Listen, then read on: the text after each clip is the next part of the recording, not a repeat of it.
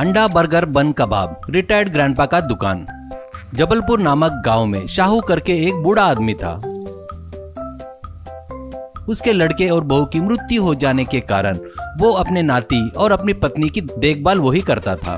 वो रिटायर्ड होने के बाद उसकी पेंशन के पैसों से उसके परिवार को बस नहीं हो रहे थे। इसलिए कुछ दिनों तक अच्छे से सोच विचार करने के बाद शाहू अपने नाती के कॉलेज के पास एक छोटी दुकान लेकर बाहर से बन खरीद कर लाकर उसमें उबले हुए अंडे रखकर उससे अंडा बर्गर बन बनाकर बेचने लगा। वो बनाए सो बन अच्छे क्वालिटी के रहने की वजह से वहाँ सभी कॉलेज के स्टूडेंट आकर खाते थे। उसका धंधा बहुत अच्छा चल रहा था। शाहू के पास कोई भूख लगी करके बूढ़े लोग आते थे तो उनको वो बन फ्री में देता था। ऐसे चलते वक्त उसके दुकान में रोज राठौड़ करके एक पियक्कड़ आकर उधार लेता था। शाहू लोगों से झगड़ा क्यों कर बन देकर भेजता था। इससे राठौड़ थोड़ा ज्यादा ही अकड़ दिखाने लगा। ऐसे ही एक दिन कोई नहीं था ऐसे समय पर राठौड़ शाहू के पास आता है। वो देखकर राठौड़ से शाहू, क्या रे राठौड़, तेरे भाव बढ़ गए हैं? मैं क्या तेरा एहसानमंद हूँ वैसे आकर रोज बन खाकर जा रहा है? ईमानदारी से 20 दिनों से जो खा रहा है ना उसके पैसे दे दे, नहीं तो मैं क्या करूँगा बता नहीं सकता। राठौड़, ठीक ढंग से झुककर अपने पैर नहीं पकड़ सकता तो मुझे वार्निंग दे रहा है क्या? देख Shahu, I am the drinker, मेरे को पुलिस वाले ही उंगली नहीं करते। नशा उतरने के बाद ही बात करेंगे, वैसे मैं ऑन में हूँ। ऐसे वक्त तू मुझे पैसे मांगता क्या? तू भूल गया क्या रूल? मैं उस रूल को सेट करता हूँ, रुक करके शॉप के अंदर रखे बन बाहर निकालकर फेंक कर चला गया। इससे बेचारा शाहू उसके पहचान के एक कांस्टेबल के पास जाकर पूरी बात बताता है। वो सुनकर कांस्टेबल, शाहू चाचा, ऐसे मल्लार पियक्कड़ को पुलिस कोर्ट भी कुछ नहीं कर सकती। बहुत हुआ तो 150 रुपए फाइन लेकर छोड़ देते हैं।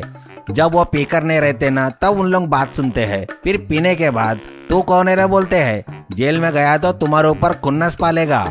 और एक बात यह है कि लोग भी इन बेवकूफ़ों को अपने को क्या करके बचकर निकल जाते हैं, लेकिन तुम्हारे सपोर्ट में कोई नहीं आएगा। इसलिए उसे ऐसे नहीं किसी दूसरी तरीके से डील करना होगा। तुम्हारे पास कोई आइडिया है तो डील करो। ऐसा कहने से शाहू वहां से वापस जाता है। ऐसे कुछ दिन बीत जाने के बाद फिर से शाहू के दुकान में राठौड़ आता है। अब शाहू से राठौड़, क्या रे शाहू, पिछली बार जो झटका दिया था ना उससे तू सुधर गया लगता है, या फिर और एक बार झटका चाहिए? कहने से शाहू बेचारा इसका क्या करूं करके चुपचाप उसे अंडा बन देता है। अब राठौड़ वहीं रहकर गुंडागर्दी करते हुए एक बन लेकर खाते रहता है। तभी वहां पर शाहू के नातू का दोस्त सिद्धू पेट पकड़कर आता है। अब शाहू से सिद्धू, दादाजी क्या कर दिए दादाजी? तुम्हारी उधारी देता बोला ना दादाजी, रात भर सोया नहीं दादाजी, पेट बहुत दर्द हो रहा है दादाजी, डॉक्टर को दिखाए तो भी कुछ नहीं हुआ और डॉक्टर बोला कुछ नहीं कर सकते। मैं तुम्हारे नातू का दोस्त ही तो हूँ दादाजी, फिर भी आप ऐसा करना ठीक नहीं है दादाजी। शाहू, ओहो ऐसा क्या?